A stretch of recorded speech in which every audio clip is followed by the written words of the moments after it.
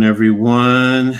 Welcome to another episode of the Full Court Press, where we sit back and we talk about what's going on in the WNBA. The Coach Ed Gladney. Along with me is Nick. Nick from Sleeper Media Sports. Sleeper Sports Media. Sorry about that. Keep No mixing it problem. up. All the same thing. But we're here to talk about the WNBA, the growing, everything that's going on in the WNBA. It's an exciting time in the WNBA and what's happening. So, before we do that, I want to sit back and just checking in on my co-host. First of all, to our brother Randy. We love you, bro. We know, you're getting taken care of life, and you always know you have a home with us here. For those of you looking for Randy, right now he's taking a break, and he'll be back later, definitely. So, but we have his back, and for Nick, how are you doing, brother? How's everything going with you? Good. Just busy. Getting ready for football season coming up. 50-something days until first official game. About 2 weeks or so until the Hall of Fame game. So gearing up for football season. The WWE is staying steady with what they're doing product wise, and then just trying to keep up with the WNBA as much as I can. How are you? I'm doing well, man. Just taking it one step at a time. That's all you can do. But yeah, staying in tune with what's going on in the W, along with other things. In life itself, getting ready for football, more so college football for me. But yeah, staying in tune to the NBA. But definitely, like I said, paying attention to everything that's going on. So, thanks for asking, man. I really appreciate that. So. But let's dive right into it in terms of the WNBA and what's going on. And we're going to start off with the big trade that just recently happened. That's the Connecticut Sun and the Chicago Sky.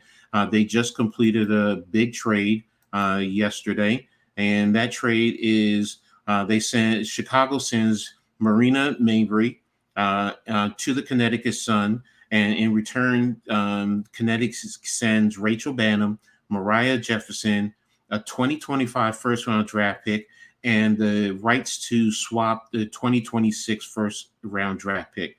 It's a big deal. It definitely will help Chicago in the long run. Mabry is an offensive option. She can shoot from depth, but she can take you off the dribble. She can get down into the mid to the low post, and she can definitely take smaller guards, and back them down into the post. So it was a surprising trade for me. It came out of nowhere. And, I do believe Chicago, some of it has to do with what's going on with their competition with New York, because right now, I think they're 0-7 against the Liberty over the past 2 years. They just recently played New York, and they lost that game. And New York was without two key starters in Breanna Stewart and Benijah Laney. So, Connecticut probably feels they have to do something, have to help stretch the floor, give DeWanna Bonner a little assistance, but also help out Alyssa Thomas and Brianna Jones, who's just coming back this year and playing herself into shape. So I think it really helps them out big time, and it changes the complexity of their team, and it makes them that much more of a formidable team. So, what's your thoughts in reference to this trade, Nick? When you heard about it, what was your feeling? Yeah, so whenever you sent the outline, I saw that it just said, the trade, it there wasn't any like details to it. And I haven't been, my algorithm on Twitter has gone from having a mix of WNBA in there to just wrestling. And as we start to get closer to football, more Steelers his stuff is filtering in. So, that I heard about the trade right as you just explained it there. And Mabry, whenever she was playing the both games that or all three games, I guess, that the Fever played the Sky, it seemed like she was one of their part of that big three of her, Angel, and Mm-hmm. and Carter. So I mean that is super interesting and very very much of a shocker to me that they shipped her on out, but get what they got in return or what they get in return definitely seems like it's going to work out. And Connecticut is Mm-hmm. definitely getting one of the better players in the W. No, they definitely are. I mean, for Chicago, getting Banham, she's a good player, good bench player. Remember, she just set the record in the WNBA with 8 3-pointers off the bench in a single game. So, but it's saying that she's played more than 20 minutes just once all season now, and also in terms of Mariah, it's more of thought that, she's just an added piece. She still hasn't really found her niche in the WNBA consistently. So, it's, and then the draft assets, this also positions Chicago going forward, because a lot of times that's what you see some of the teams, looking for draft assets, especially when they're trying to move certain players along the way. So I think this is going to help Chicago long run.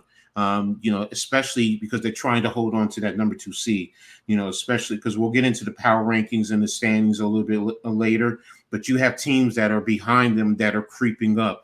So they have to do something. Number one, you don't want to lose the separation to New York too much, but it also makes it that much more challenging to defend them. And Mabry can also play defensively, so it's not like she's a limitation defensively. She fits into what they're trying to do. So I definitely think this is going to help them in the long run, and it's going to elevate their title contention even more.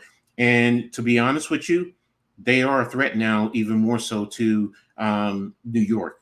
Because they have a deep bench. You also have Carrington also in the starting lineup. So her and Carrington and Mabry just in the backcourt alone, man, that's some serious play right there. So, and then when you add in Dewana Bonner, Alyssa Thomas, and Jones, that's a formidable starting five right there. That really is. So, and they can play defense, but they can get you buckets. Bonner and maybe right now in terms of getting the ball into Thomas in the low post, and she does a phenomenal job in finding the open player. And, how do you defend them, in the long run? Ball rotation is going to be key with them. And, if you have Mabry, say, on the backside where you have Bonner and Thomas and Carrington on the strong side, with the deep rotate, with a good rotation, good screen by Jones, that's going to open up Bonner. And then conversely, Mabry, she can get down there, she can get dirty, she can get rebounds, she can play physically. She's going to help out them immensely. So definitely has to be a concern going forward in reference to that. So good move by Connecticut getting Mabry. In Chicago, I understand, you're trying to get depth, young pieces, you have a new coach in Teaspoon. So yes, in when you look at Angel Reese and Camila Cardoza, these are young players. I mean, Kennedy Carter is starting to develop, and when you look at Chicago in the long run, because at first I was like, well, why would they trade a key player like that? But when you see what they're trying to do, get these young players, a first rounder next year, and then a first round swap depending on the 2026. Yeah, it makes sense. You want to get young players into this program and let them continue to build, and they do have some talent there. It's not like they're a team that's totally at the bottom of the barrel. They're a middle team, and they want to build for the future. So it does make sense. So kudos to both teams. Right now in the immediacy, you would say Connecticut would win, but in the long run, may end up turning out to be Chicago. So. Yeah, absolutely. I mean, I think it was more so like the shock of like they are shipping out one of their, one of their big three. But then the more you look at it, it's going to work out for both teams right now. Probably works out for Connecticut, and then down the line in the future, definitely going to work out in favor for Chicago. So I mean, it just one of those deals that works out, but is a shocker whenever you first read about it, see about it, and hear about it. Exactly. So that's what we're going to do. We're going to close that out. But before we move on to the next segment, to everyone watching, first of all, we thank you guys for being here, supporting us, tuning in. Everyone, make sure you hit the like button on the Hardcore Sports Network, on Sleep Sports Media, and also on Coach Ed Gladney's Amazing World of Sports. We really appreciate you guys in helping support us. Make sure if you're new to any of these channels, you go ahead and subscribe and hit the notification button. This way you're going to always know when new content is coming out by any of us. And also share on all your social media platforms. Social media is always changing every day. It always seems like something new. So we all got to work together, help share and get this out there. So now we're going to move on to the next segment, and we're going to talk about the rumor that has been stated, and it's the media deal, the potential $2.2 billion media deal that the league is getting, and it's going to be over over the next 11 years. Now, this is also through the New York Times and The Athletic, if you want to read up a little bit more about it.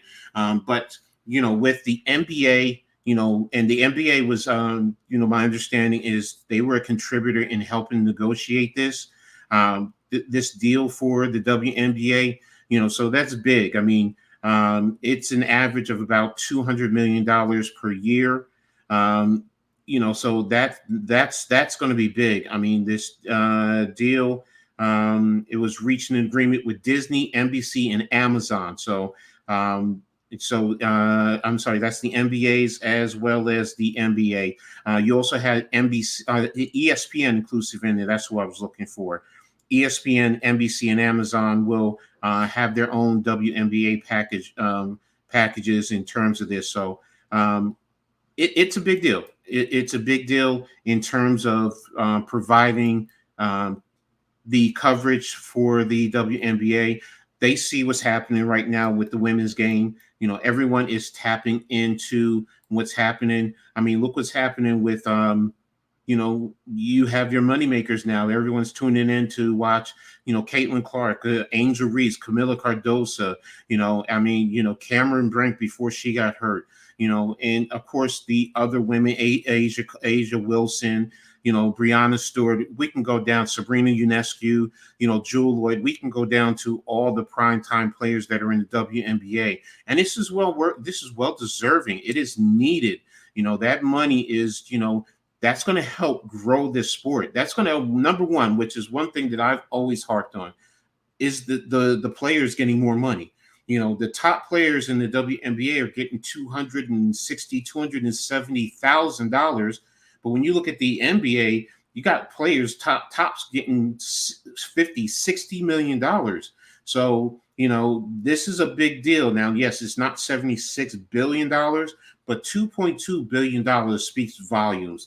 That's increasing, the value of the league, the teams. You have expansion coming over the next few years. So, this is a great deal. This is good for the league. It's not great. It's good. I want to see more, but it's good to the respect that these women are getting. So, but when you heard about the deal, Nick, what was your thoughts? Yeah. I mean, for just big money, for all the eyes that has come into the league this year, mostly, me at least, started to watch it for the first time, this year, just because of Caitlin and Angel and Cardoso and Cam Brink. And really this class is, the front runner for probably the reason why they're getting the charter flights at the beginning of the year, and now the media deal and everything like that. So it is, I mean, it's super cool to see and think about, a year, 2 years from now, we'll be watching, the games will be on ESPN, or will be on Peacock and Prime Video Mm-hmm. and all that, instead of Ion TV or NBA TV, or, whatever other channels they go out and get. And then, like you said, expansion, you got to think with the media deal, them putting money in for that, you want to expand markets and Mm-hmm. really hit on the bigger ones. So where else are they going to expand to? We got Toronto, we got San Francisco. I mean, we're Mm-hmm. Golden State. You know, thinking maybe they bring a team to the East Coast. Philly, Mm-hmm. Mm-hmm. Boston, something like that. You got to think Mm-hmm. these bigger markets and everything like that. So I mean, all around it was awesome to see. I mean, that's a great point, in terms of the markets. I mean, because I can remember when it was, in Charlotte, when they were in Houston, these were markets, San Antonio. Now they're smaller markets, but there was a point in time where, the WNBA was starting to grow. Utah had a franchise. So, yes, it's important to get the help grow this game. And this rookie class is a big key factor. So, we definitely want to see them continue to watch their careers, watch them grow, and watch them help this game, and you know what, bring a great level of excitement to the WNBA, and then also let's be honest, to a lot of young girls, who are growing up, this is what they're going to watch, and this is also going to get them to go out there to get into sports. Maybe they don't make it to the W, but you know what? Maybe they can make it to college and get a college scholarship and walk away with a degree. These things are important, in the long run. And we as fans, sometimes we don't think about it. And I get it, but those are big factors, and it's important. And seeing a TV deal like this, is important, because after the next 11 years, there's going to be another one. If the game continues to grow, hopefully they have contingency plans that, if the economics keep growing, you can come back and readjust accordingly in reference to that. So, kudos to, the WNBA, the NBA, and the TV networks on capitalizing on this opportunity. So, definitely excited to see that and looking for more as we go. So, but now let me tap into the chat real quick. I have a couple of people tapping in. Cameron, thanks for tapping in. Hey, Coach Ed, Nick, and to Izzy, money, money, money. Yeah, exactly. Money, money, money. I mean, let's be real. We all want money some way, somehow. So, I mean, but to the ladies, yes, it is well deserved. So, so we're going to move on to the next segment. And going to talk a little bit, because I've looked at the power rankings, and I've actually looked at several different ones. So we're going to dive into this, and I'm actually going to, normally I start from the bottom up, but I'm going to start at the top, and I'm going to talk about this. Now, I'm going to be talking about the WNBA's power ranking, ESPN's power ranking, and CBSSports.com's power rankings. Saw that on Twitter, and I wanted to tap into that. Now, all three consensus have the same TA mid, number one, and it's the New York Liberty. I mean, the Liberty are right now 21-4. I mean, they're on a 10-game home winning streak, and it just, they continue to play phenomenally. They also, at times, have been playing without key players. Bernice Laney has been out for an extended period of time. They just got Naira Sabally back a couple of games ago, and her restrictions is being lifted, especially with her going off to the Olympics. You just had them play Connecticut, and Breanna Stewart didn't play, and they just seem to be clicking. Their bench players are starting to step up. So for me, being that they're number one, yes, I'm a Liberty fan, but you know what? Looking at their play, and you beat the number two team, and you beat them 3 straight times this year. That speaks volumes, and that's why they're definitely, the number one team in the WNBA for me. I mean, Nick, what's your thoughts? Yeah. I mean, looking at it, I mean, they just, every time I see them pop up, on Twitter, or whenever the games go final, it seems like they're always winning. Mm-hmm. And I mean, it's either I see them winning or I see the Ellie, the mascot, on TikTok walking into the arena. Mm-hmm. Or I mean, so they are definitely on a roll right now, which is a Mm-hmm. lot of fun to see. Someone, I mean, at least me, hearing about the Vegas Aces the last 2 years, kind of being that top, spot. Mm-hmm.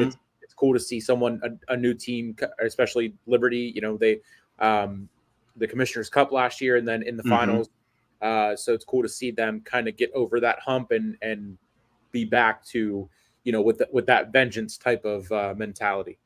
Exactly. Tommy, thanks for tapping in, brother. And I'm glad that you guys down in Houston are finally getting electricity. I mean, hopefully everybody is safe down there, man. Definitely want to see you guys getting back up there. So, but now getting back into the power rankings, and this is where, in looking at the power rankings, you're starting to see a little deviation.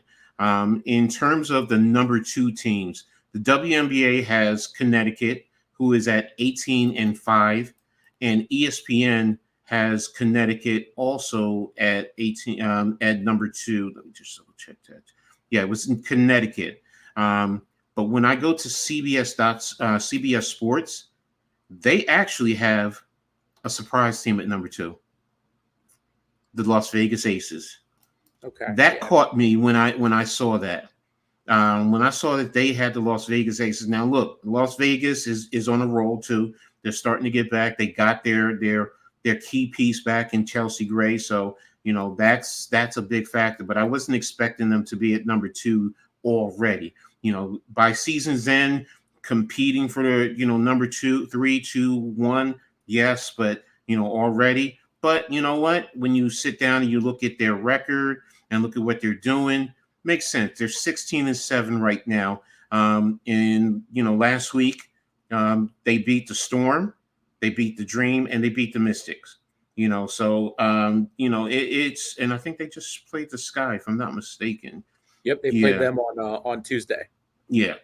Their offensive rating is 107.4, which is number two during this time. Defensive rating is at 99.9, which is 5. Their net rating is 7.4, which is number 5. And their efficient field goal percentage is at 52.2, which is number 2. So you see why, they're up there, and I can understand why CBS has them at number 2.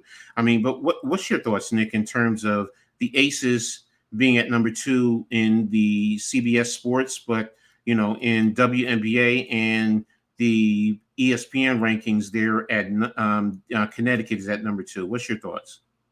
Yeah, I mean, this is another one of those situations where it's like I could see either team being at 2, being at 3, and you can kind of flip flop them.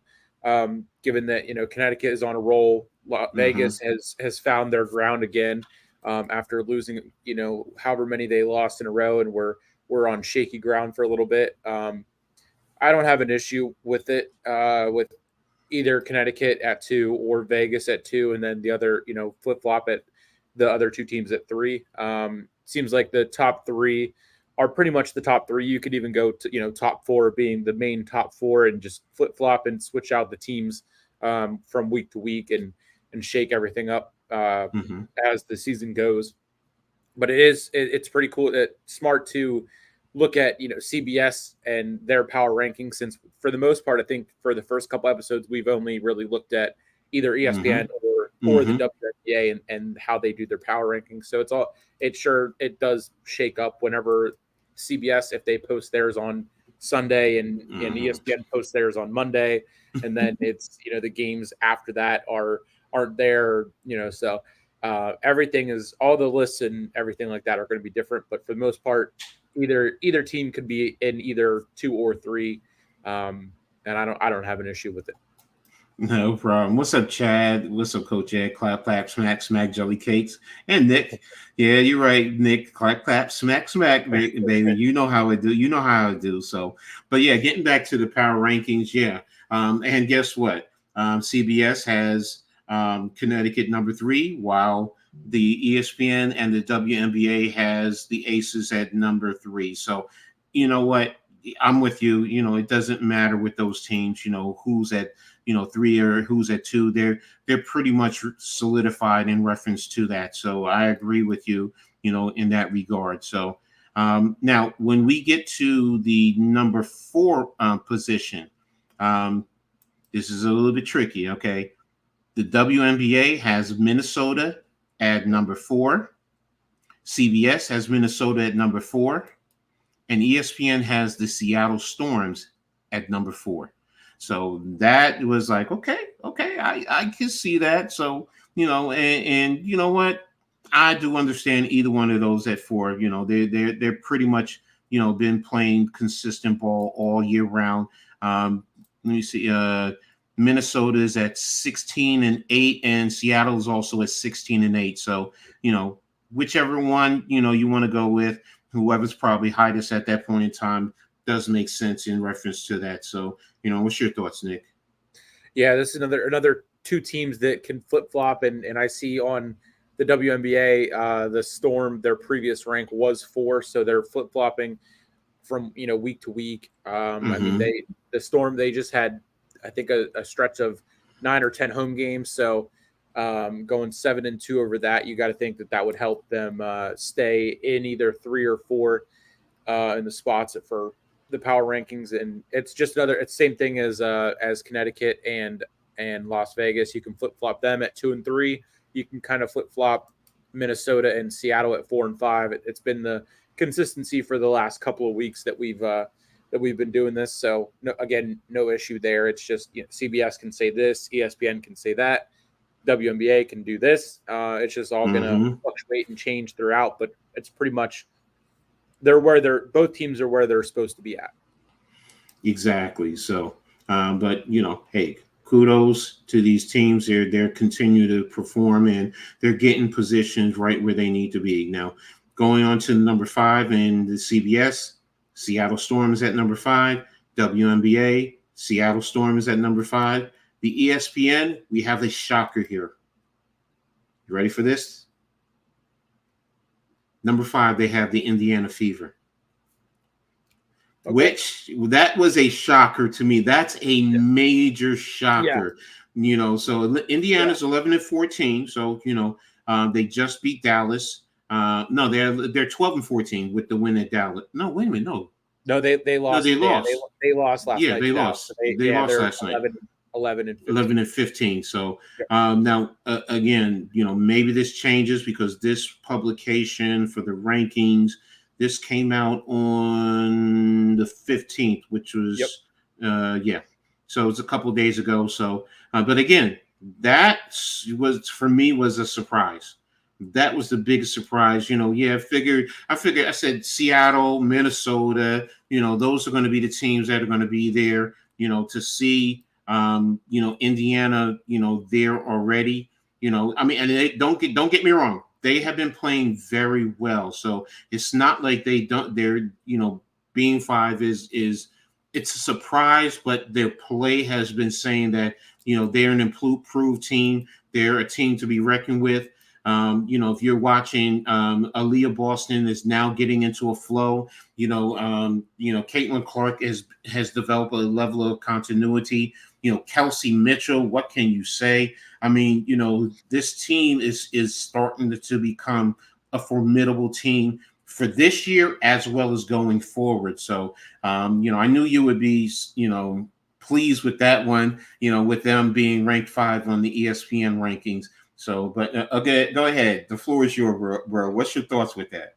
Yeah. I mean, I was looking at it the other day whenever I did like my my show and just briefly talked about what the last couple of games and everything like that. Talked about Caitlin and getting 19 assists in one game, and just how they are finally figuring it out and getting that chemistry up, especially with the big 3, Mitchell, Caitlin, and Aaliyah. And I was looking at it. I'm like, they go into the break at 12-14. That's a lot better than going in at 11-15. And both are still better than what we thought.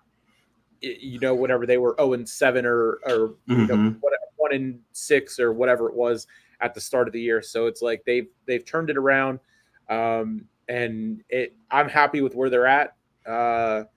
Wish they could have played better and got the win in Dallas, but I mean that is what it is. So it's going to be fun to go into the All-Star weekend, and then see the rest of the season, how that plays out, how much rest they get, given that they had a tough schedule at the beginning, and how much that played into maybe losing a game or two where they shouldn't have, but they were tired, whatever, for whatever reason. But yeah, I mean, 5 or 6. 5 is probably a stretch. Looking at it, record wise, I'm not used to seeing a top 5 team have an under 500 record. So that was, I mean, that's what pops into my head. But given that there's only 12 teams and everything like that, the records are going to be what they are. But just looking at the WNBAs and then seeing that Phoenix is 7 and they're 12-12, it's kind of weird to see a team under 500 above a team that's at 500. No, I agree with you. I mean, that's why I said it was surprising, but I do get it. I understand, they're starting to play well. So, part of that is you're saying, hey, the ascension in reference to these two teams, they're definitely starting to move up. So, hey, and you're going to see a large amount of fans and run to ESPN, so that also pushes the narrative. So you're going to get more fans who are going to tune in to watch them. So, and it's going to go into the next team, who they will have at number 6, which we're going to get into now. In the WNBA and in the CBS, they have Indiana at number 6, and ESPN actually has Minnesota, who is at 16-8 at number 6, which was surprising. But, the first thing is they're playing without Nafisa Collier, and that's a big piece of their team right there. I wouldn't put them at number 6. I would have left them. I could understand if you put them at 5, only out of respect for what they've done to start the season. But again, I understand they're 2-3 right now without her. And I think they beat Atlanta last night, so they're actually 3-3 without her. So, but again, you can tell this team is different without her being out there on the court. So, it's like I said, it's surprising seeing them the Fever at 5 and them at 6. But I also can understand their logic. I may not agree with it fully, but I do understand why they're saying it. What's up, Philly, man? Thanks for tapping in. We're going to get into a little bit of that in a little bit, so just stay tuned, man. We're going to talk about that. So, but again, Minnesota, what's going to happen during this break? Will Collier be able to come back in time? Will she get the rest? And will they be able to grow? Diamond Miller's starting to get back into play.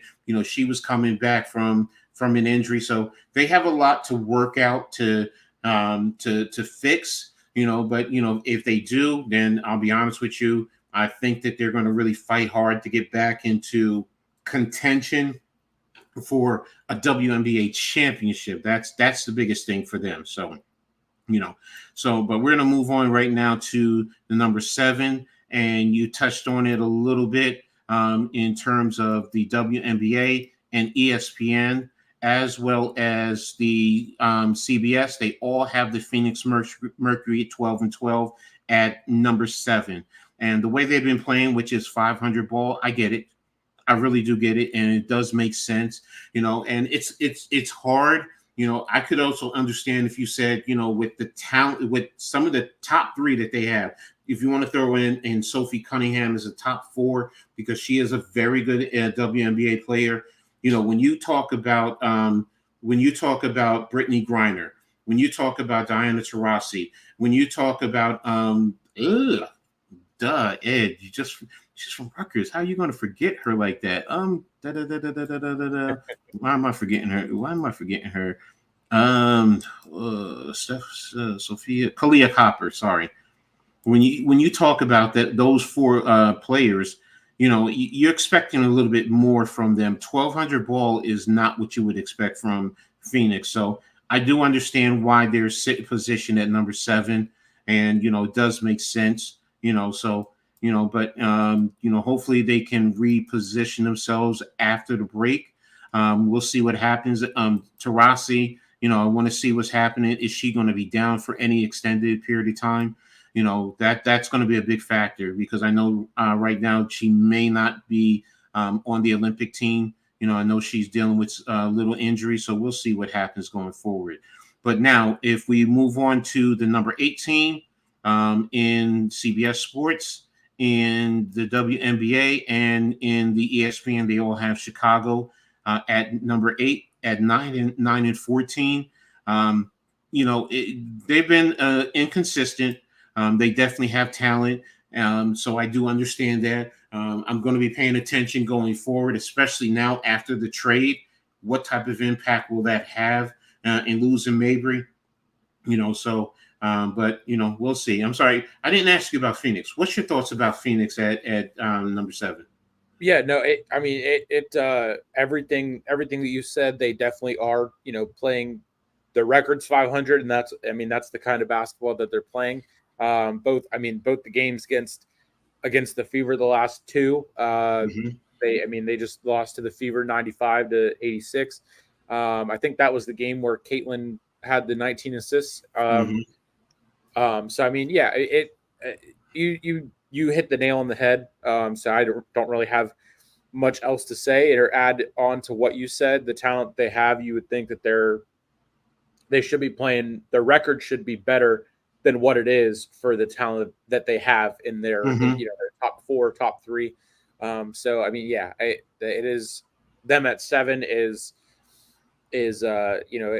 part of that shock factor of the Fever being above them. And again, you could take a different angle on it and say like the Fever are 6 because of the head-to-head record. You can always say that plays a part, or it could be just a multiple other different reasons. But everything that you said was right there. 100% agree. So. Okay. Next, in terms of the number, I just had them. Chicago at number 8. What's your thoughts about that? Yeah, this is it feels like I think like 3 weeks ago we were talking about like Chicago at 8 and Indiana at 9, and then the next week they flip flopped and it was at 9, and then Indiana was at 8, and then Chicago was at 9. So it's another one of those where they're flip flopping or they're staying the same. On the WNBA, at least it says their previous ranking was 8. So they beat the Dream and then lost to New York twice. So them staying there after losing twice, in a week, that seems about right where they should be. They're 9-14, so their record is looks a little more lopsided just because they're not at the double digit wins yet. But them at 8, I think it is right around where they should be at.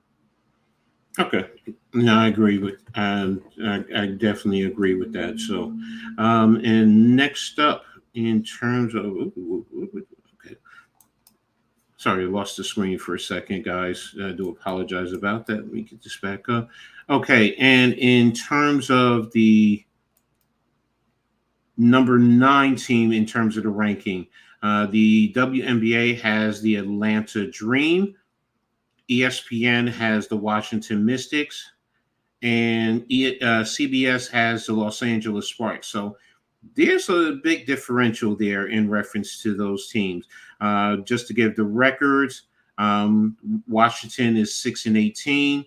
The Sparks are at 6-17, and Atlanta is 7-16. So that's surprising in reference to that, the differential. Now, you can probably say you could flip flop with all of them, and I agree. Atlanta is the one that really surprised me the most, because to be honest with you, they've been a disappointment, in their play, and I wouldn't have thought of them at number 9. I definitely have them a lot lower, but That's pretty much how they have them right now. And that's the WNBA. And like I said, ESPN, where they have the Washington Mystics. It's a like I said, you could flip these teams pretty much. I mean, what's your thoughts in reference to the ninth spot?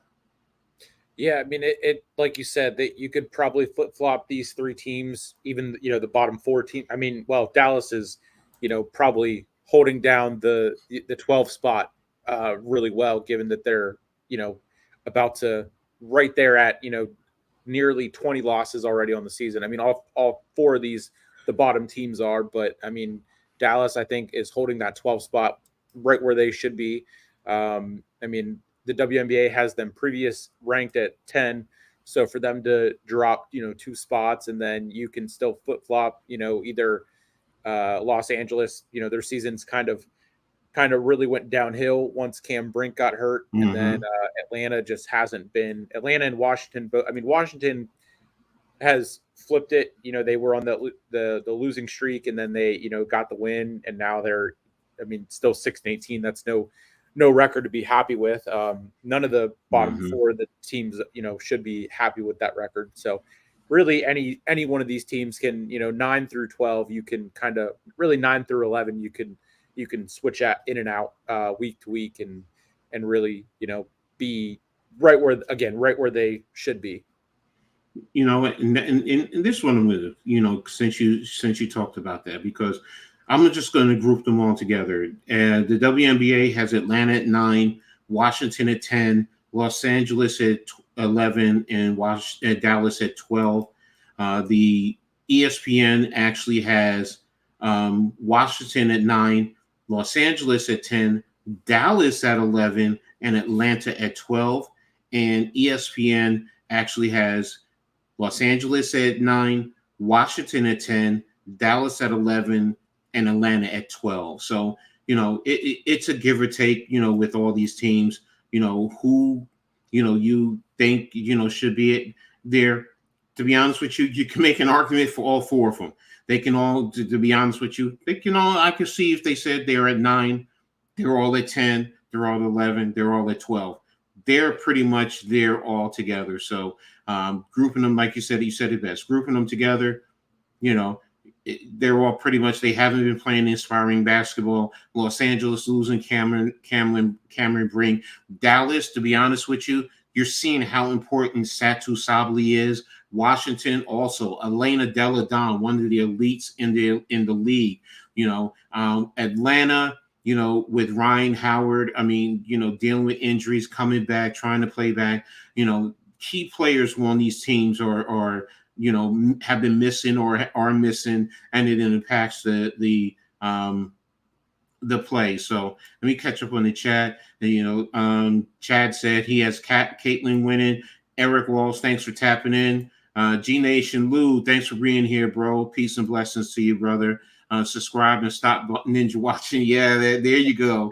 Make sure you guys hit the like button, subscribe, and hit the notification on all the channels and share on all social media platforms. Really appreciate you guys in doing that. So that's pretty much going to be it with the rankings. We're going to go ahead now and move on to Players of the Week and the MVP race. So right now, the WNBA just released this week the Player of the Week. Last week, it was Aja Wilson and Angel Reese. This week, Aja Wilson again. Can't argue with that. And Sabrina Ionescu is now the Player of the Week for what she's done with for the Liberty. And to be honest with you, last week and this week, I agree with both of them. Angel Reese last week, she had been playing very well. Yes, she lost her double record against my Liberty, but she picked it back up, recently. So again, she's doing what she needed to do. Sabrina, look, she stepped in when, like I said, Stewie was out. Breanna Stewart has been out. Her game has been greatly improved. Whether she's attacking the paint, playing with a certain level of physicality, temperament, as well as shooting from deep. So To me, I understand and I don't have an issue with that. And like I said, there's nothing that about Aja Wilson that I don't think everyone who's watching the WNBA can all agree. Right now, she every week, if she continues to play like this, there's nobody out west who's going to be playing better than her, hands down. And the only ones will probably come from her team if it was, Kelsey Plum or if it was Chelsea Gray, players like that, maybe they could sneak in, but maybe Eureka, but Dallas hasn't been playing very well. You know what? Let me not say anyone. Jewel Lloyd can have those moments. Even NECA and Skylar Diggins Smith with Seattle. So maybe they can sneak a game in, but for the most part, Aja has just been that dominant. Whether it's inside, whether it's outside, whether it's on the defensive end, whether it's rebounding, assisting, she just has it all together. And she's that elite of a player. So for me, the conference player of the week, those are who I think it is. What's your thoughts, Nick? Yeah, once again, you hit every nail on the head. I mean, it just Aja Wilson is just the consistent for the league, the constant for the league. Once again, probably odds-on favorite for the MVP in the regular season, and then probably once again if they can get to the finals, for the finals as well. But yeah, I mean, Angel Reese with what she did with the double doubles was incredible, and then it kind of sparked up Caitlin to kind of go on and do the same thing. She has a little bit of a streak as well, and then sprinkle in the triple double to add on to that, and then once again, Angel was going to go out and show out that there's more than one great rookie in this class, that the eyes should be on more than one person. She goes out and does gets the streaks of double doubles going, and conference player of the week, and then Caitlin is right there still at the same top level that she has been all season. So yeah, I mean, I don't have any issue with last week's or this week's. Exactly. So, and in terms of WMVP race, real simple. Aja Wilson's to lose, hands down. I'm not even going to talk anyone else. Is Aja Wilson by, if you want to say tenfold, man. She's just, like I said, I broke it down earlier. She's at that level, man. So, we don't even need to go any further in reference to that. So, we're going to move on right now to the next segment, and we're going to talk about Caitlin Clark breaking the assist record. We're also going to talk about the rookie class, what impact they have right now. We'll talk a little bit about Caitlin and Angel on the All-Star team playing together for the first time, and their importance right now to this draft class and to the league. So, recently, like you touched on a little bit earlier, Caitlin Clark broke the WNBA assist record. And think about this, ladies and gentlemen. Angel Reese, Caitlin Clark are both breaking records that have been in the WNBA since 1990, which is a league that's been in existence since 1997. Many Hall of Famers are inclusive in this. There are top level players who have played, and a lot of them are even saying these women are amazing with what they're doing. Now they're coming in as rookies breaking records, man.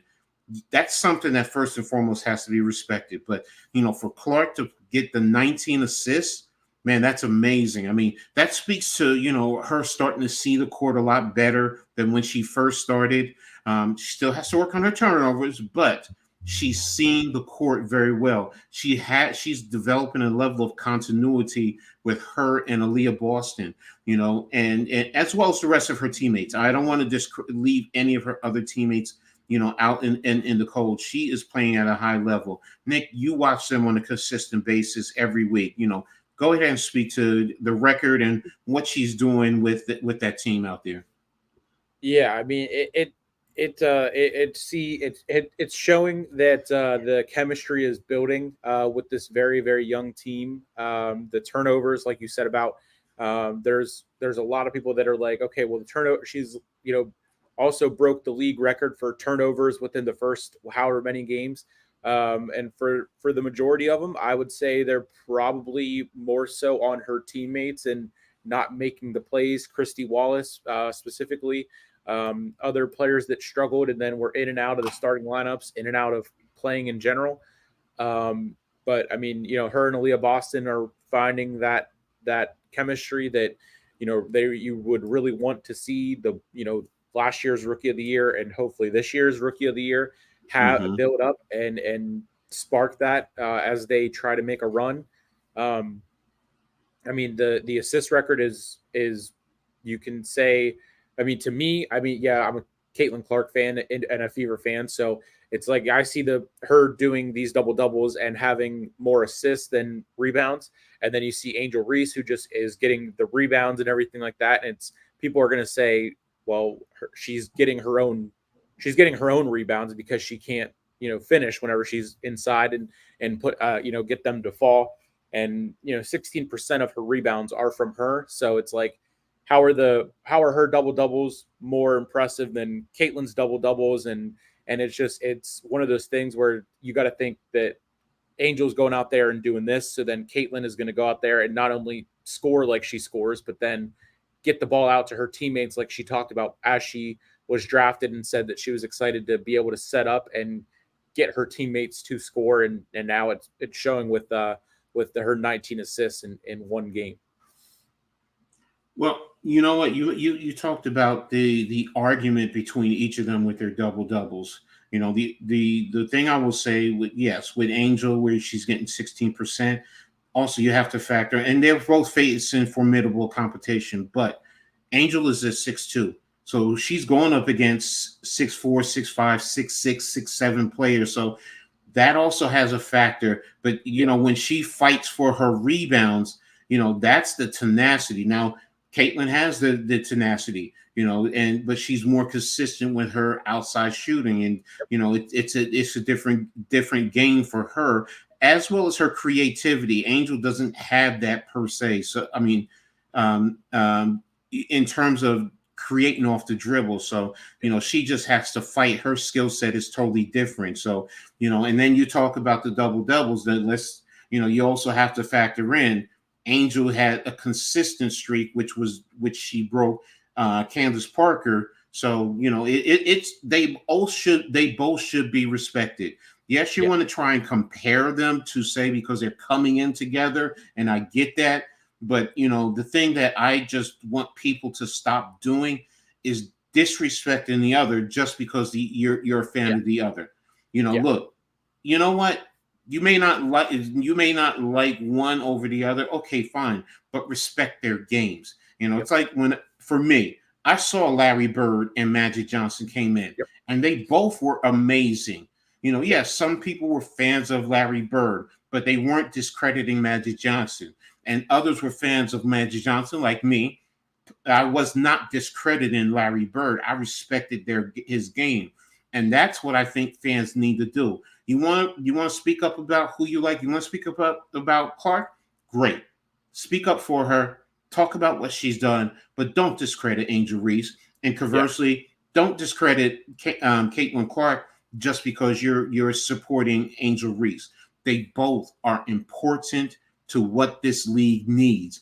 And we talked about the TV, the media rights deal. This is a small indication of that, ladies and gentlemen. They're both important. They're pulling in fans from all over the place. Caitlin Clark is pulling in more. I get it. I understand why.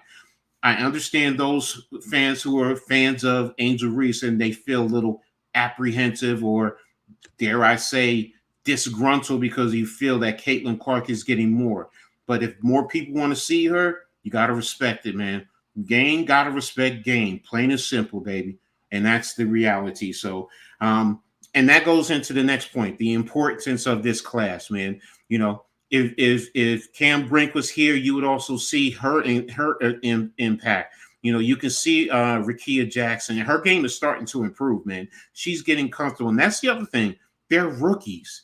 I give Clark and Reese because they came in. They knew that more was being put on their shoulders, but they accepted this. The others are starting. They know that they got the head. They don't have to feel that pressure, and they're getting more comfortable right now, especially going into this break. now once they come back from the break, will they be a little bit more comfortable going down the stretch? Now they say, well, I played this season, I've made it.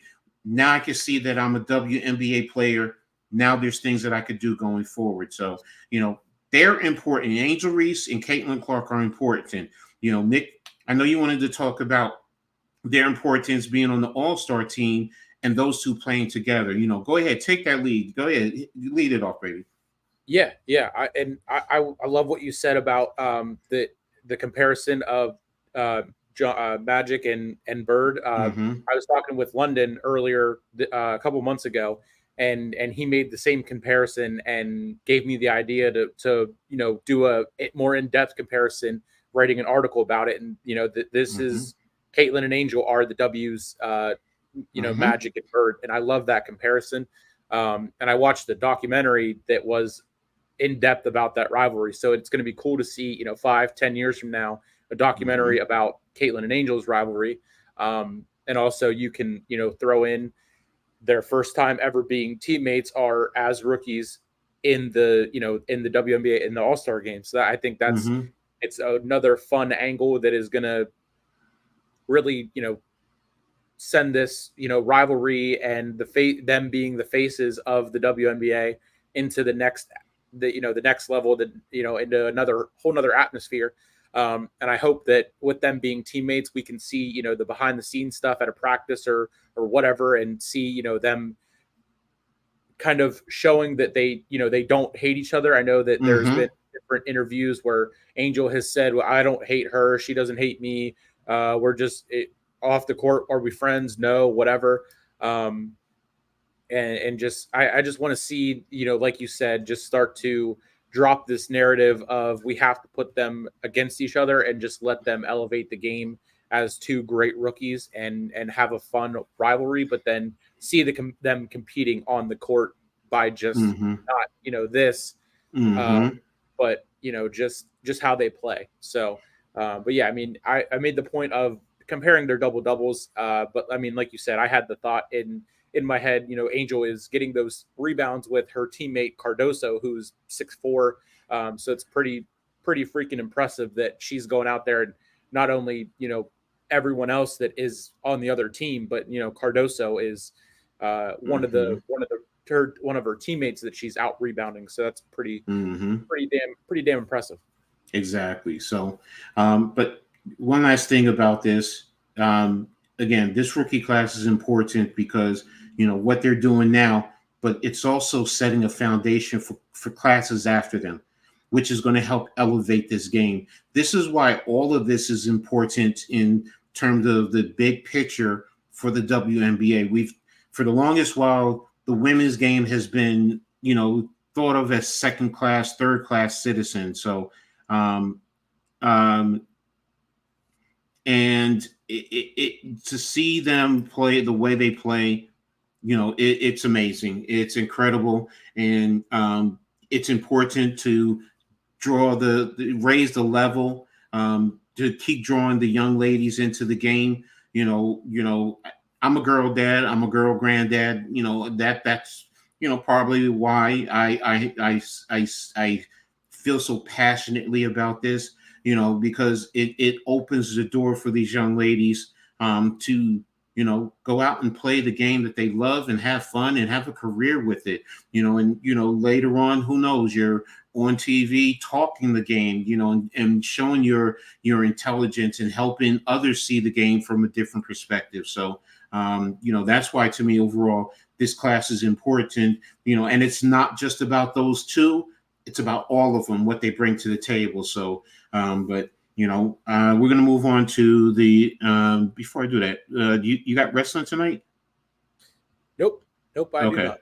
So just want to make sure. So going to go on to the next segment, and the Team USA versus the WNBA. Will Caitlin Clark replace Diana Taurasi on Team USA?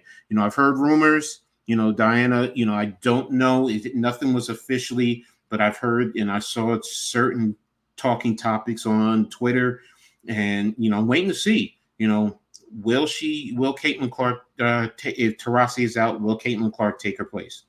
Have you heard of anything right now?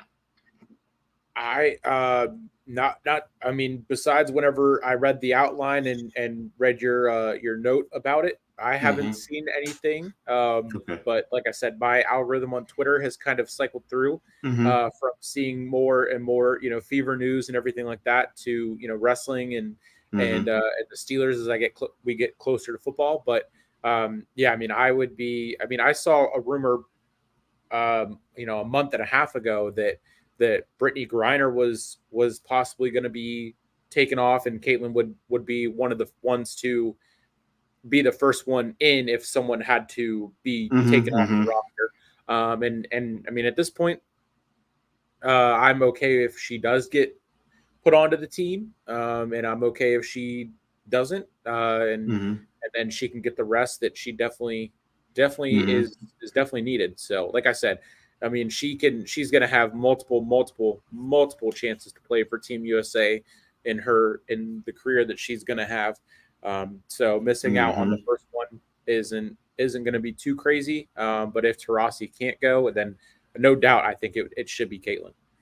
Oh, yeah. No, I'm with you on that. So, one other thing I wanted to touch on in terms of this is, first of all, the game USA Team USA versus WNBA All Stars is actually Saturday, Saturday 8:30 on ABC, if I'm not mistaken.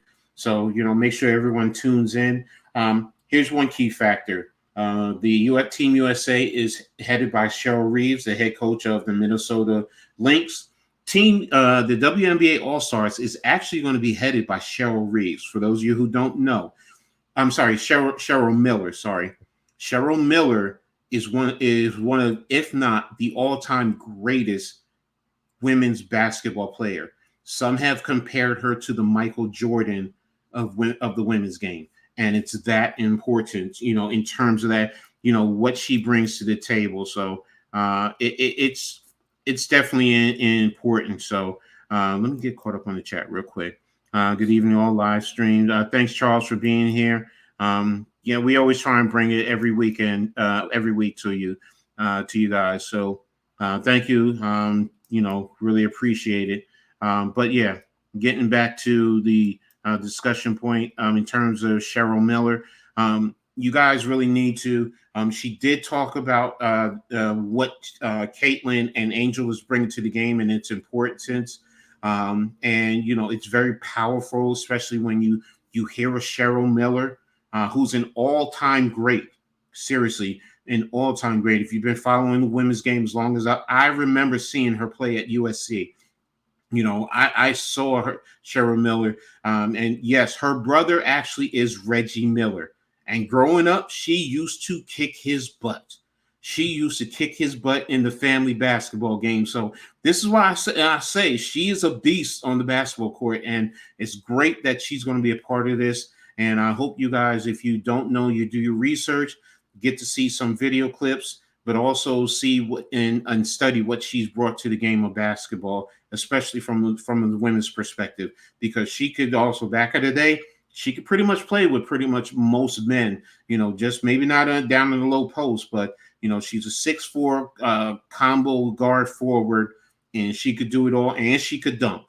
So but what's your thoughts in reference to Cheryl Miller coaching the game against Coach Reeves?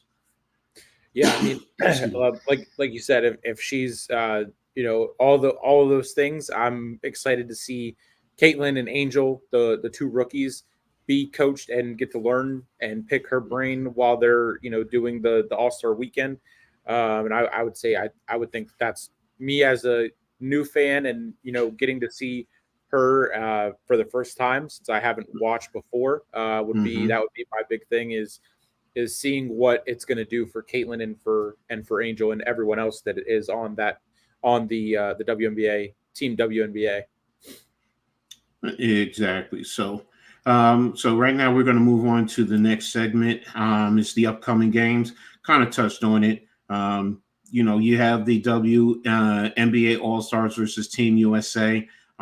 It's kind of sending us off into the break. You have, normally in the season you would have the All Star break, would be a few days. The All Star weekend. You have Friday night. I forgot. You have the I think a celebrity game or some type of special game, as well as the 3-point contest.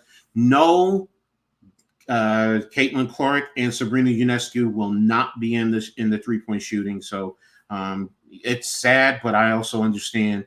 It's a lot on them. Yeah. Which I get. So, and for Caitlin as a rookie, like you were talking about getting a break. I get it. Sabrina, she did it last year. She really doesn't have anything to benefit. Okay, she can go out and right now she could take a step away, and I don't think anyone would hate her for not competing, because after what she did last year, I don't think anybody is even going to come close, men or women, to what she did. So, and then again, the upcoming goes into the break, which leads into the Olympic break. But what's your thoughts about Friday, Saturday with the All-Star weekend coming up? Yeah, when I saw the post that I had sent in our group chat that Sabrina, both Caitlin and Sabrina, they didn't accept the offers to do the 3-point contest. I was kind of bummed out just to see, because Mm-hmm. I know Sabrina won it last year and was outstanding, and Mm-hmm. Caitlin don't even need to say anything about what she can do from three, and what she could have done, what they both could have done head to head. Just to see that, but the back and forth, and I'm sure there's going to be years and years of us getting to see that if and when Caitlin wants to do the 3-point contest. I'm sure she will have many chances to do that. Mm-hmm. And then I believe are they doing do they do a celebrity game, or is it just the skills contest? Because It might be the skills. That's what I think I might I have mixed saw up. I did see the skills contest. There was the roster of who's going to be in that was announced. I don't know if I sent that into the group chat or not, but uh, I saw that briefly on Twitter. But yeah, I mean, I always love whenever I watch the NBA, and I watched like 2012 to like 14 when Mm-hmm. LeBron was on his crazy run with the Heat, and then back with the Cavs and everything. The celebrity All Star game, I always loved seeing that. And then the All Star weekend in general, because it was always over my birthday, so I got to have my birthday and then watch the All Star weekend and everything like that. And then they got away from both. I mean, really, the NHL and the NBA got away from just the regular conference versus conference, and just the All Star game, and then that's it. And now they're really branching out to really stretch out the weekend, so which is still fun, but I'm excited for it to see the Olympics and Team USA against Team WNBA, Caitlin and Angel, and everything else that we touched on before. And let me see. Friday, you have the key skills challenge. Okay, so it's the skills challenge, and then the 3-point shooting. So, and then it's the All-Star game on Saturday. So Friday is the skills challenge and the 3-point challenge. I apologize for confusing a celebrity game. So I'm so used to a celebrity game, but so. But yeah, that's what's happening there in terms of the upcoming games. And then again, like I said, it leads to the Olympics, which is the big break. So we're going to be rooting on. And again, you're going to also have several WNBA players, not just on Team USA. I know for My Liberty, Nair Sabali and what's her name, Phoebus, Leona Phoebus are going to be playing for Team Germany. So I'm not going to lie to you. If Team USA, which they're going to win, I want to see Team USA and Germany in the finals. But, if God forbid somehow, some way USA doesn't make it, that's who I'm rooting for. Also, Germany to, get to bring it home. So, but again, you're going to see players. Australia, I think, is going to have some players if they're competing. I believe they are competing. Whatchamacallit, the head coach of the Liberty is from Australia. So, there's plenty of Australian players throughout the league, so it's going to be an interesting time. And this is also a great break, where teams can, take a step back, but also you can get some practice time, a lot of practice time, which, towards the end of the season, that's going to allow teams to maybe fine tune some things, work on some strengths, improve some weaknesses, and also take a look at other teams throughout the league who you're going to be playing closing out the season. So it's going to be an important time, especially as we get ready towards the playoff run. So, but what do you expect, during this break from the teams, and when the teams return? What is it that you hope to see, from these teams? Yeah, just them getting the rest and the practice that if they didn't get in to start off the season because of the way the schedule worked out, specifically the Fever, and Caitlin and these rookies that were part of the teams, their college teams runs in March Mm-hmm. Madness, and kind of just went from college March Madness right into the draft and then the preseason, and then started off hot. um, I mean, just the Fever, talking specifically about them building more chemistry by actually practicing during the break, since they really didn't get to practice all that much in the first, 11 or 12 games, whatever their crazy stretch was. So, of course, Caitlin, definitely, I can see her, like you said, taking a step back and just resting up, and then once we get closer to whenever they come back, that's whenever they start to get back into it and hit the ground running for the second half. Exactly. All right. So, um, next thing we're going to talk about, as we start to wind things down, is playoff positioning. So, we went over in terms of the overall standings, power rankings, however you want to categorize it.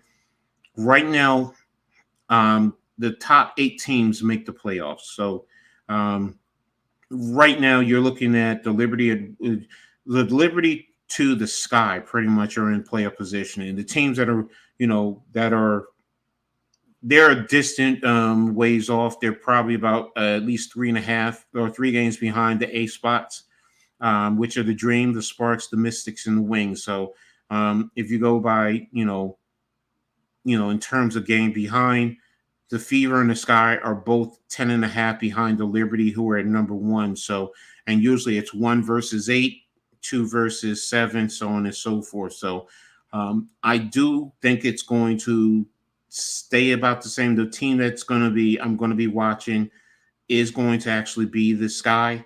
Especially after this trade, do they open the door for one of the other teams to make a run? Because let's see, they're Dallas, which is Dallas is pretty much 4.5 behind both Indiana and the Sky for the last playoff spot. So it's not like those teams in the bottom half can't make it, But the biggest question mark is going to be the Sky. Like I said, you have that big trade, losing Marina Mabrey. It's a big factor. Her veteran leadership, everything that she can do for them. She was one of their key players. She was number 2 in scoring on that team behind Kennedy Carter. So it's a big loss. So what does it do to this team going forward? And does it invigorate and allow one of the other team to say, hey, we definitely have a shot now? But on the same token, I think the most games coming back is 16. So you're looking at it really pretty much about a third, maybe a little bit, about a third, a little bit over of a third of the season left for these teams. So that's why this break is going to be very important for them, But I see, personally speaking, what I see at least the top 3 in my eyes, which is the Liberty, the Sun, and the Aces, really making a strong push. The Seattle Storm are going to be right there, probably like right underneath them. And then you're going to be seeing the Lynx, the Mercury, the Fever, the Sky, all battling. The Lynx, depending on what happens with Collier, that's going to be the biggest factor for them. But, I see the top heavy teams really making a push to separate themselves. And the Storm are like right there. They're going to be able to get in that top 4, or they're just going to be sitting right on that edge. So, because again, like I said, I think it's going to come down to the Liberty, the Sun, and the Aces, and then the Storm are right there. The Lynx are probably right behind them. But what is your take on the playoff positioning so far? Yeah. I mean, I can definitely see, like you said, how you broke it down to 1 through 3 can be the three teams that we're seeing now, and Mm-hmm. then 4 and 5 can go back and forth, and then 6 to 8 can really be even. 6 to 8 are going to be those three teams that are going to be fighting for 6, 7, and 8, along with Mm-hmm. 9 through 12 fighting to get to 8. Mm-hmm. But yeah, I mean, I definitely, that's what I was seeing, the Fever and Sky hold the ground at 8 and 9 or 7 and 8, or however it breaks down. I'm excited to see the rest of the way and see how teams that are fighting from 12 to 9 to get to 8, and teams that are from 8 to 6 fight to get to 4 or 5, or Mm-hmm. however it's going to shake out. So it's going to be a lot of fun as we get down to the wire. So I was just thinking about something too when we were just talking about that, and you said the Fever in the Sky. It's important because they also will bring more eyes to the playoffs too, and people will see how intense it is. But they'll start to see the excitement, and maybe they'll continue. No matter what happens, watch it all the way through. Yep. Because you really will see some great games. When you sit down and truly give it a try and see that these women really play, and they play with great passion, and they're invigorated, and they play fundamentally sound across the board. I'm sorry, they do. I prefer watching the women's game over the men's game. That's me, and it's nothing about pretty women or anything like that. It's about the basketball game for me, and I just love it. And I think the Sky and the Fever. First of all, if they can get in, it gives those two key players a taste of the playoffs. Yep. So, just when you get that little taste, then you want more of it. And then you work harder on your game, and you'll get your teammates there, and you'll step your leadership up. So this is why they're important to, the full spectrum of the league and what it can do to help grow it. So, when you were just mentioning that, I mean, I said, yeah, I definitely want to see them in the playoffs, because first and foremost, it draws more people in to watch the game.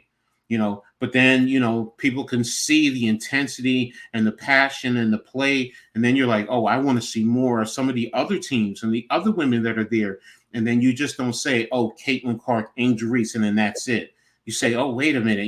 You'll sit down and watch an Aja Wilson, a Kelsey Plum, a Sabrina Ionescu, a Skylar Diggins Smith, a Jewel Lloyd. I mean, we can go down the list of Nafisi Collier, there. And then with the Sun, Dewana Bonner, Alyssa Thomas, Brianna Jones. I mean, you sit down and you see it, and you're like, oh, wow, this is really great. So, but what's your thought on those two getting into the playoffs? Do you agree? Do you think that, or it would be better for them not to make the playoffs and just work on their craft going forward?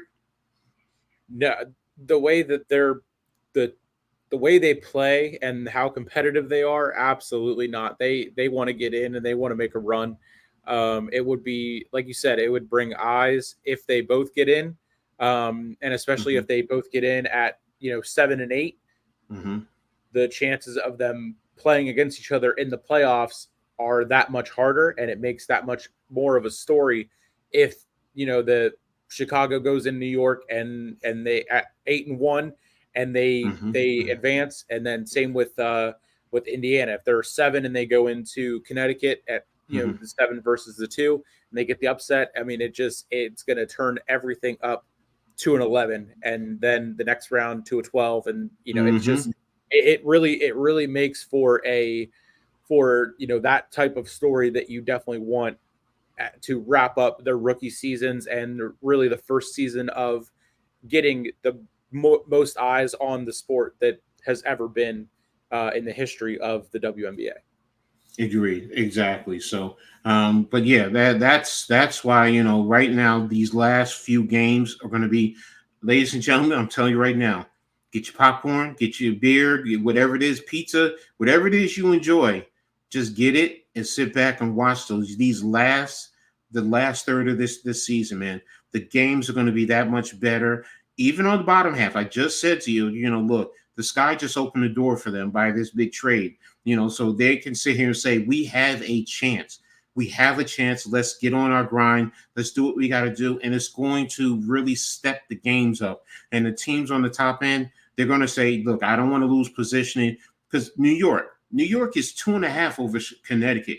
Yes, they've beaten Connecticut for all their games so far. But if they go on a losing streak, Connecticut can overtake them. And lo and behold, sitting way back, not that far back, is the Las Vegas Aces. They're 4.5 behind the Liberty.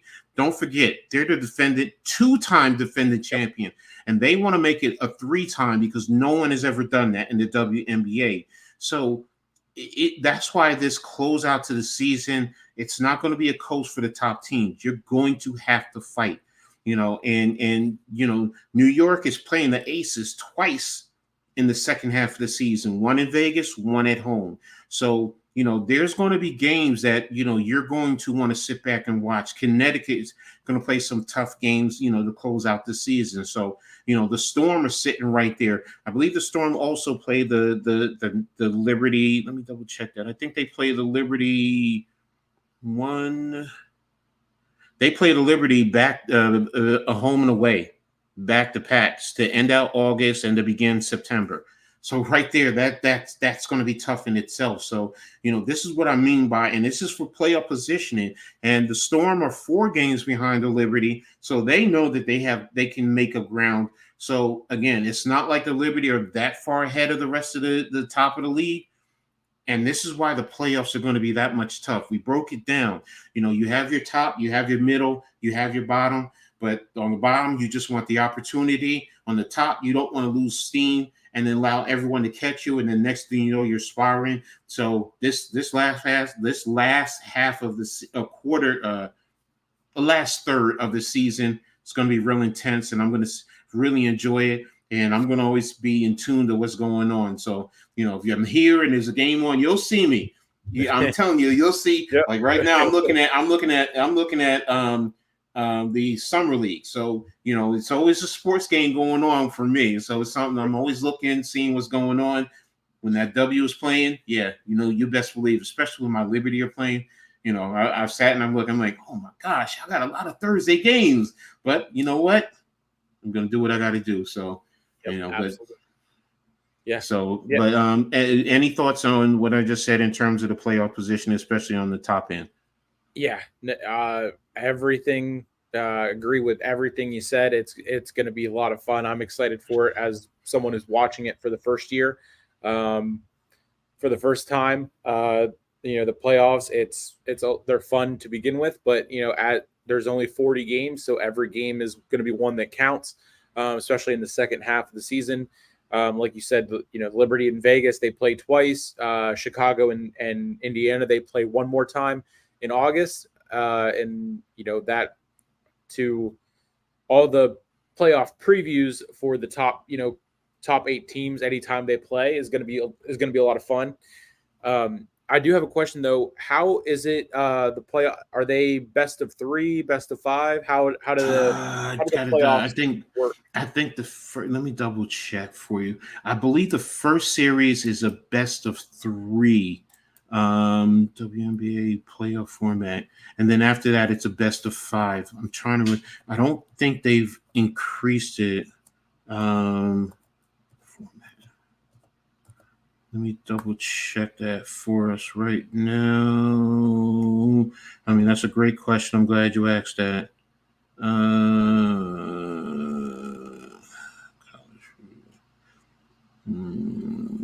23.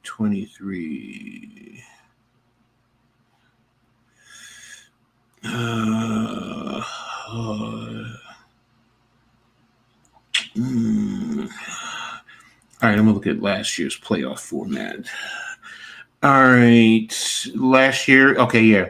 Last year it was a best of 3, then a best of 5, and the semifinals and the finals. So, their first round is a best of 3. So, 2-0 get you moved forward in reference to that. And like I said, I haven't seen any news changing anything for this year. I don't see any news. How many teams right there? So I know it's 8. Yeah, I think that's what the way it still is. So let's see what's going on. What's up, Daniel Berry? Thanks for being here. I really appreciate you as always, man. So, but yeah, that's the playoff format. That's how it's set up. So Awesome. Yeah, I'm excited to see the final push for 1 through 8. The battles between 3 to 1, 4 and 5, and then 6 to 8, and then of course 12 to 9. And I mean everything is it's kind of like you said, the games back between the teams are not crazy amounts, and everything is still kind of wide open.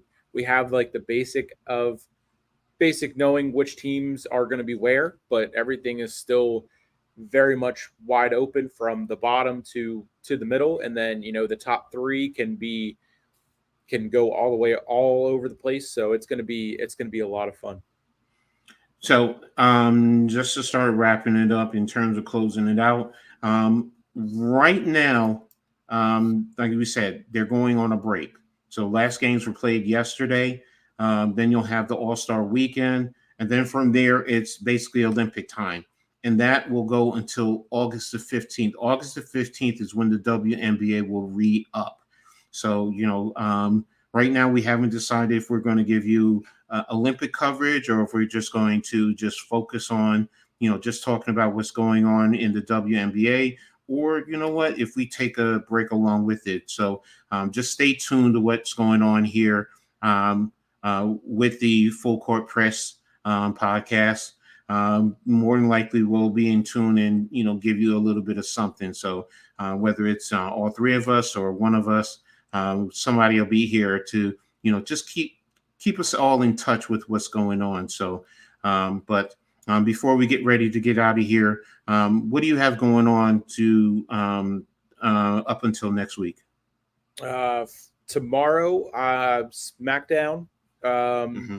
And then Saturday we were going to do the Jake Paul fight. He's fighting Mike Perry Saturday night. So that Randy Mitch and I were going to do that fight, but then it ended up not working out. Randy's taking care of what he's taking care of, and then Mitch is down over at the beach, and then I will be up. I'm actually going up to my dad's for a golf tournament on Saturday, so I'll just be watching the fight and live posting it. So not going to be streaming it or anything, but I'll be eyes on the All-Star game up until the pay-per-view would start. So that'll be fun. And then Monday, just same thing, or the next week, same thing, kind of streaming whenever I can. Obviously the WNBA will be on break, but the Steelers training camp for the NFL will start. So the football content will be turned up a little bit and ready to watch my Steelers hopefully have a good year. All right. As well, hope you guys do. My dad's a Steelers fan. So as for me, right now, still going to be busy as always. Tomorrow, I'm going to be bringing back another episode of the Coach Ed Gladney's Read and Attack Sports Show live. And then after that, the Blacktop podcast with my brother from another NYG 22, also known as Unpopular Opinion Sports. Saturday, I'm going to be with Philly Halftime for the Halftime Coaching Adjustment Show. Sunday, I'm going to be talking Giants conversation with Unpopular Opinion Sports as we start to ramp things up, getting ready for the NFL as well, where we'll be, having Giants conversation, and then we'll be streaming pretty much 3 games, through the BBK network. And then and that'll be on Sunday. Monday will be another Read and Attack Sports Live. Tuesday will be the pick and roll. Will be Heart of the City with Popular Opinion Sports. Wednesday will be the Pick and Roll podcast, and then Thursday we'll be back for another one. So I'm also be amping it up, getting ready for college football because that's my big passion. So you'll see me doing things on college football, most likely some Rutgers stuff, as far as my Scarlet Knights get ready to come into action, getting ready for another Big Ten season. So I'm going to be pretty busy. Sometimes you might get sick of me. Sometimes I might take a day off just because I'm worn down, because I'm pretty much on here every day, somewhere, somehow. So sometimes I say, Ed, take a break. Your body's telling you to take a break. So, I might just, say, okay, I'm not going to do a show tonight. So, but for the most part, I'm here 7 days a week. So that's pretty much it. So, you have anything else you want to say? I'm sorry. Nope. Just exciting summer. Really, you would think that at this point in the year, it's like it usually is the dead zone for sports, but it has been firing on all cylinders. I mean, WNBA, the WWE has been on fire. AEW has been up and down for me at least, but I mean the WWE, we got SummerSlam coming up, so that'll be another big time event for us. The wrestling side of the network will be covering that as we get into SummerSlam and the return of Roman Reigns, hopefully, and then just after that, the big thing will be definitely football for myself at least. So I'm very excited for this part of the year in the sports world, and then leading into the fall, and best time of the year. I did forget one thing. I also may be covering minor league semi-pro football. So I do cover it. I've coached it, played it at this level. So talking to some teams, and I might be covering some games. So we'll see. But we're going to get ready to get out of here. I want to thank Daniel Berry for tapping in, Charles Adderley for being here, Lou from G Nation Sports, man. I really appreciate you, brother. Eric Wallace, Chad, Philly, Chad, Tommy, Izzy, and Cameron. Thanks, you guys, for being here. I really appreciate. We really appreciate everyone, from Nick, from Randy, and from myself and the Hardcore Sports Network. We really appreciate you guys for being here. So look forward to us again for another full court press. And like I always say in sports, make sure you turn it on and turn it off. We'll turn it on and turn it up. We'll talk to you later. Y'all be safe. Peace.